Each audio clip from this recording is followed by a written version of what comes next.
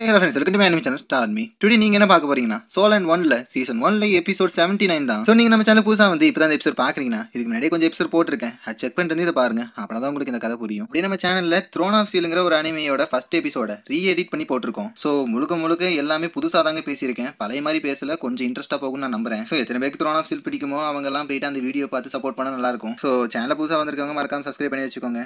அப்படியே போன எபிசோட் பார்க்கலாம் வாங்க. ஹீரோயின் வேம்பயர் சோல் ஸ்பிரிட் இருக்கிற ஒருத்தனை ஊனமாக்கிருப்பா. ஆனா அது தெரியாம அவனோட தங்கச்சிக்காரி ஹீரோனை அட்டாக் பண்ண வந்திருப்பா. ஆனா அங்க ரெஃப்ரி மாதிரி இருக்கிற மனுஷன் இதெல்லாம் தடுத்து விட்டுருப்பாரு. அடுத்த போட்டியா அனகோண்டா ஸ்பிரிட் வச்சிருக்க ஒருத்தனுக்கும் நம்ம ஷியோக்கும் நடந்திருக்கும். அதுல நம்ம டீம் வாக் ஓவர் வாங்கிட்டு நம்மளோட டீம் பேட்ல ஆரம்பிச்சுக்கலாம் அப்படின்பாங்க. அதுல நம்ம கைடோ தான் பெரிய பங்கு எடுத்திருப்பான். ஆனா அந்த பொண்ணுமே சாதாரணமான ஆள் இல்ல போல. அவள் லெவல் 90க்கு ஈக்குவலா இருக்கா. சோ ஹீரோ டீம் என்னதான் டீம் ஒர்க் கூட அட்டாக் பண்ணியிருந்தாலும் அந்த இடத்துல அவ தோதிருக்க மாட்டா. சோ இன்னைக்கான எபிசோட்ல என்னை பத்தி முழுசா தெரியாம என்கிட்ட விளாண்டிங்கடா அப்படின்னு இந்த பொண்ணு சொல்லிட்டு அவளோட பிளட் ஸ்டாப்பிங் அப்படிங்கிற ஒரு ஸ்கில்லை யூஸ் பண்றா. சோ ஹீரோமே அதை தடுக்கிறதுக்காக நம்ம டிராகன் கொடுத்த அந்த சீல்டை போய் யூஸ் பண்றான். அப்படியே அதை யூஸ் பண்ணி அவளை அட்டாக் பண்ணியும் அவளுக்கு எதுவுமே ஆகாத மாதிரி தான் தெரியுது. சபாசுரா என்னோட ஃபுல் ஃபியூஷன் நீ பாக்குற அளவுக்கு இருக்க அப்படின்னு அந்த பொண்ணு அவளோட ஃபுல் பவர் எனக்கு காட்டுறா. அது ஒரு 3 ஹெட்டட் பேட் கிங்கா அப்படிங்கிற மாதிரி இந்த மாஸ்டர் பார்த்துட்டு இருந்தா. போச்சுடா, இப்படி இருக்கிற ஒரு வவ்வால் கிட்டதான் நம்மளோட முன்னோர்கள் ரொம்ப பெரிய கஷ்டத்தை அனுபவிச்சதா சொல்லியிருக்காங்க. சோ நம்ம எப்படி இதை சமாளிக்க போறோம் அப்படின்னு சான்சி பார்த்துட்டு இருந்தா. இது ஒன்றும் அவளோட ட்ரூ ஃபார்ம் இல்ல. கண்டிப்பா இதுல வீக்னஸ் இருக்கும் அப்படின்னு நானா பேசிட்டு இருந்தா. அண்ணன் கிட்டயே உங்க வேலையை காட்டினதுக்கு உங்களை சும்மா விட மாட்டேன்டா அப்படின்ட்டு அவரோட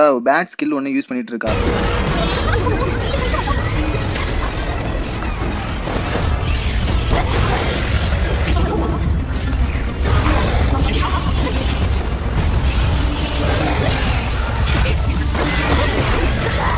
இந்த ஃபியூஷனை யூஸ் பண்ணி தான் கடைசி போட்டிலையும் ஜெயிச்சானுங்க. ஸோ திரும்ப யூஸ் பண்ணி இந்த பொண்ணையும் தோக்கடிச்சிட்டாங்களா அப்படின்னு ஜிங் பார்த்துட்டு இருந்தா. இந்த டீம் பேட்டிலையும் 9க்கு 7ன்னு சொல்லி டேங்க்லன் வின் பண்ணியிருக்காங்க அப்படின்னு இந்த ரெஃப்ரிங்கிறவன் அறிவிச்சா. மக்களுக்கு மட்டும்தான் சந்தோஷமா இருக்கு போல, நிறைய பேருக்கு இங்கே சந்தோஷம் இல்லை.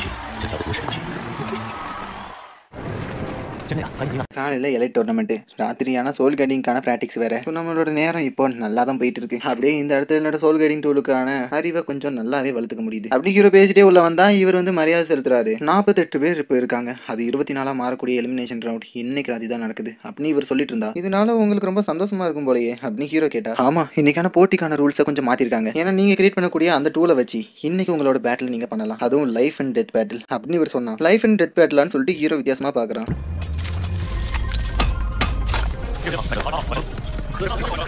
ஸோ உங்களோட டூல் கிரியேட்டிங் டைம் முடிஞ்சிருச்சு, லைஃப் ஆஃப் டெத் மேட்டலுக்கு போகலாம் அப்படின்னு ரெஃப்ரி சொல்லவும் அந்த இடத்துல இப்போ அரேனா மாதிரி ஒன்று கிரியேட் ஆகுது.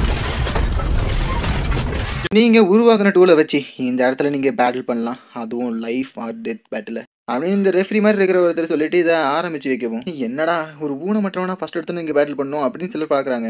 சில பேர்லாம் பலகீனமாக இருக்கிற அவன் எல்லாம் யார் காசு கட்டுவா அப்படின்னு எல்லாருமே காசை கொண்டு வந்து ஹீரோட ஆப்பனண்ட் கிட்ட தான் பந்தயம் கட்டுறாங்க. இருந்தாலும் நம்ம ஹீரோயின் மட்டும் ஹீரோ மேலே பந்தயம் கட்டுறா. எல்லாருமே பந்தயம் கட்ட பின்னாடி இந்த பேட்டில் இப்போ ஆரம்பிக்கிறாங்க.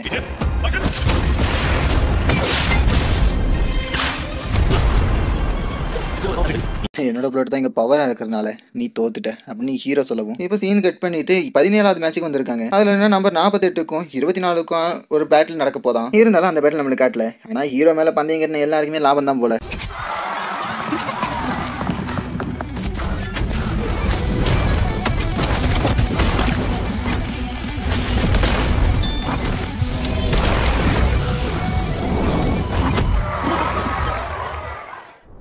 டேங்க்லைன் இது வரைக்கும் 6 பேட்டில் வின் பண்ணியிருக்காங்க.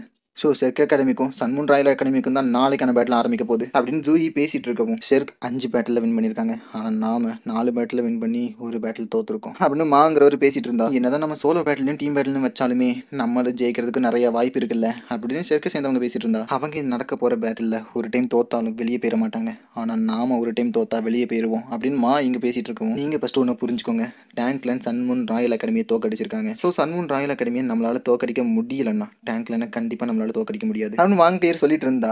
ஆமா கரெக்டாக சொன்னேன், நம்ம ஒரே அகாடமிங்கிறதுக்காக டேங்க்லைன் விட்டு கொடுத்துட மாட்டாங்க அப்படின்னு ஜூயி சொல்லவும், ஒருவேளை நாளைக்கு நாம பேட்டில் தோத்துட்டாலும் சன்மூன் ராயல் அகாடமி டேங்க்லைனோட போட்டி போட வேண்டியிருக்கும். ஸோ சன்மூன் ராயல் அகாடமியால கண்டிப்பாக அவங்கள ஜெயிக்க முடியாது அப்படின்னு நம்ம வாங்க கோயர் பார்த்துட்டு இருக்கோம்.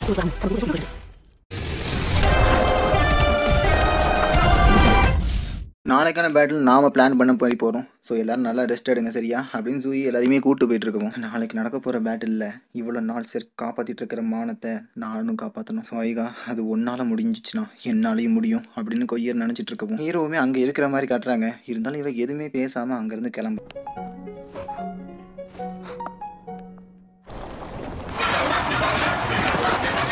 இது ஷெர்க்குக்கும் சன்மூன் ராயல் அகாடமிக்கும் நடக்கிற ஒரு பெரிய போட்டியா தான் இருக்கும் அப்படிங்கிற மாதிரி மக்கள் மட்டும் பேசலைங்க. அங்க நியூஸ் சேனல்ல இருந்து எல்லாமே அதை தான் பேசுறாங்க. ஒரு டீம் அவங்களோட மானத்துக்காக போராடுறாங்க, இன்னொரு டீம் இந்த டோர்னமெண்ட்ல இன்னும் இருக்கிறதுக்காக போராட போறாங்க. யாருமே இந்த பேட்டில் சாதாரணமா கையாள போறது இல்லைன்னு நினைக்கிறேன் அப்படின்னு ஹீரோ பேசிட்டு இருக்கோம். சன்மூன் ராயல் அகாடமியில இப்போ புதுசா நிறைய பேர் வந்திருக்காங்களே அப்படின்னு ஹீரோயின் பார்த்துட்டு இருந்தா. அவங்க கிட்ட இன்னும் என்னெல்லாம் இருக்குன்னு நம்மளுக்கு உண்மையாவே தெரியாதுதான் அப்படின்னு ஹீரோமே சொல்றான். ரவுண்ட் ராபின் எலிமினேஷனுக்கு அடுத்து நடக்க போற ஃபர்ஸ்ட் பேட்டில் இது. அப்படியே இது ஷெர்க் அகாடமிக்கும் சன்மூன் ராயல் அகாடமிக்கும் தான் நடக்க போகுது அப்படின்னு இந்த ரெஃபரி அறிவிச்சிட்டு சோலோ பேட்டிலுக்காக நம்ம வாங் கொய்யரும் சன்மூன் ராயல் அகாடமில இருந்தும் ஒரு பையன் வந்திருக்கான்.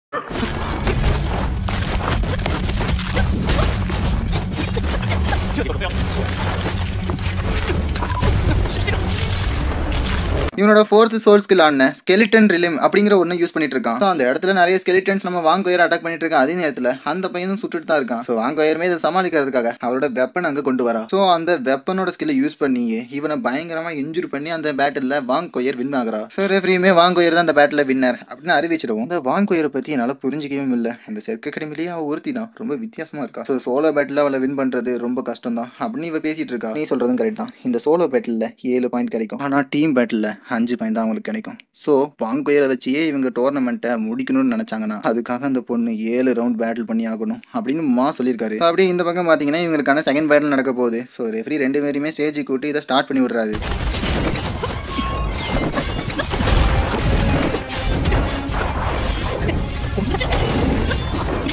அப்படின்னா இவனோட ஏம் வாங் கொயர் தானா அப்படின்னு ஜூயி பார்த்துட்டு இருக்கவும் அவன் யூஸ் பண்றானே அந்த டிஃபென்ஸ் ரொம்பவே காஸ்ட்லியானது. ஆனா அதுவே டபுள் லேயரா இங்க இவங்க யூஸ் பண்ணிட்டு இருக்கானா வாங் கொயர் அவனுங்க தோக்கடிக்கிறதுக்காக என்ன வேணா செய்வானுங்க போல அப்படின்னு கைடோ பார்த்துட்டு இருக்கா. அதே நேரத்தில் இந்த பையன் இன்விசிபிள் சீல்டு அப்படிங்கிற ஒன்று யூஸ் பண்றான். சான்சிக்குமே என்னடா இவனுங்க இப்படிலாம் பண்ணிட்டு இருக்கானுங்கன்னு ஷாக்ல இருந்தா. வாங் கொயர் இதெல்லாம் கஷ்டப்பட்டு உடச்சிட்டு இருக்கான். இருந்தாலும் அந்த பையன் விடுற மாதிரியே தெரியல. அந்த இடத்துல நிறைய ப்ரொடெக்டிவ் சீல்டை போட்டுட்டே இருக்கான். ஸோ அவனோட மொத்த ப்ரொடெக்டிவ் சீல்டையும் உடச்சி வாங் கொயர் இதில் வின் பண்ணிடுறான். ஸோ பார்த்துட்டு இருக்க மக்கள் எல்லாருமே வாங் கொயர் அப்படின்னு சொல்லிட்டு எல்லாருமே ஆரவாரப்படுத்தினாலும் இந்த பேட்டில் இவ்வளோ போராடுறான்னா நான் என்ன பண்ண போறீங்க அப்படின்னு டேகுமின் யோசிச்சுட்டு அவன் அண்ணாவனா அவமானப்படுத்தினா அந்த நேரம் யோசிச்சு பார்க்குறான். ஸோ அப்படியே மாமா ஜூயி கிட்ட வந்து நான் அவளுக்காக இப்போ போய் பேட்டில் பண்ணலாமா அப்படின்னு கேட்குறான். நேற்று போட்ட பிளானை நீ மறந்துட்டியா?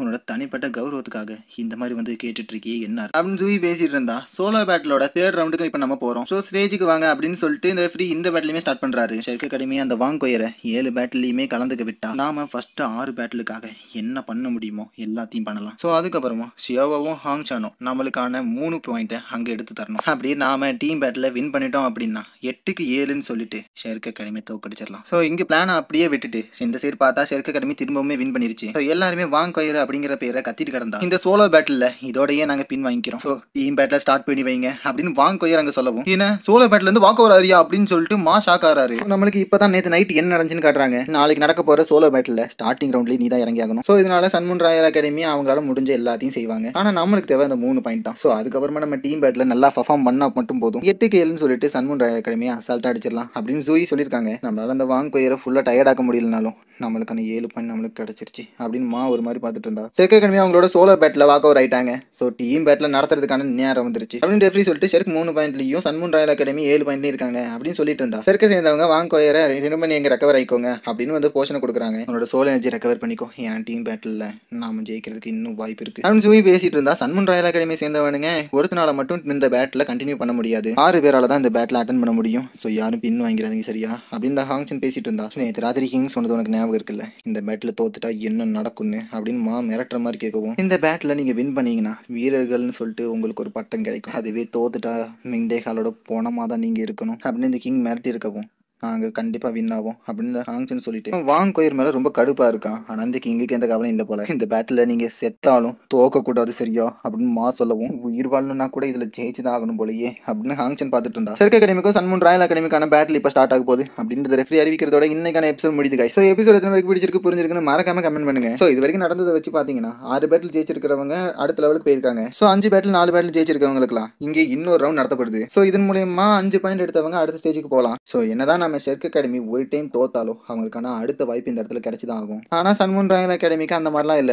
தோத்துட்டா டாடா பாய் பாய் தான். ஸோ இப்போ இங்க யார் ஜெயிப்பா அப்படிங்கிற மாதிரி ஒரு கான்செப்ட்ல இந்த எபிசோட் முடிச்சிருக்காங்க. ஸோ எத்தனை பேருக்கு பிடிச்சிருக்கு புரிஞ்சிருக்குன்னு மறக்காம கமெண்ட் பண்ணுங்க. நான் அவங்கள நெக்ஸ்ட் எபிசோட மீட்